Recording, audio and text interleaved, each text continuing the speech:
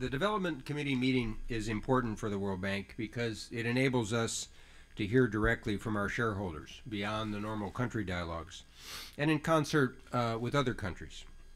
This invaluable interaction helps us to make improvements to our work in order to better serve our clients, developing countries. Since the middle of 2008, when the global crisis really began to take hold, the World Bank Group has committed $196 billion to developing countries, from IBRD, from IDA, from IFC, our private sector arm, and from MIGA, our guarantee agency. Total disbursements were $126 billion, faster during the most heated period of the downturn. In the discussions we had today on the state of the global economy, it was clear that shareholders want us to persist in providing this vital source of support for developing countries. And this may become more important if the early signs of a possible slowdown in their economies turns to reality. In low-income countries, this risk adds urgency to our work to build safety net programs to shield the most vulnerable from a downturn.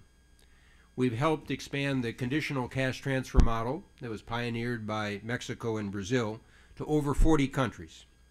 And we've helped 40 more countries implement other types of safety nets. But we have more to go, and the nets can be stronger.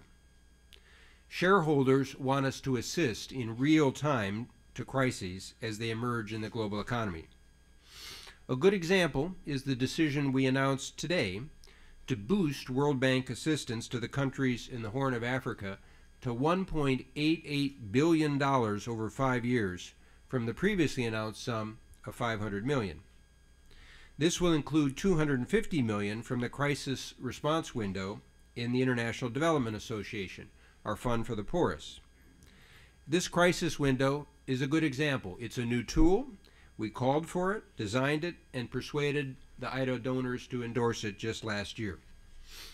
The World Bank is supporting the common call for action in the Horn of Africa that's being led by the UN humanitarian agencies, with stalwart support by the UK, Australia, European Commission, United States, and others. In addition to addressing today's disaster, our effort will be to help build recovery for tomorrow and resilience for the future. A humanitarian crisis should not and need not be a perpetual crisis. While keeping up what we're doing, our shareholders also want us to find new ways to do better, and we'll do that. We will press on with the modernization agenda to make the bank group more flexible, focused on clients, open, accountable, and always driven with attention to results. These are tough times, and taxpayers deserve the best value for money that their tax dollars and our revenues can buy. Aside from crisis response, I was also pleased to hear the endorsement of shareholders for two long-term priorities of the World Bank Group. Shareholders agreed with the findings of our World Development Report on gender, that equality between men and women is not only a right in and of itself, but it's also smart economics and essential to overcoming poverty. This is common sense that's not always commonly believed. Yet how can a society reach its full potential if half its population is too often treated as second-class citizens?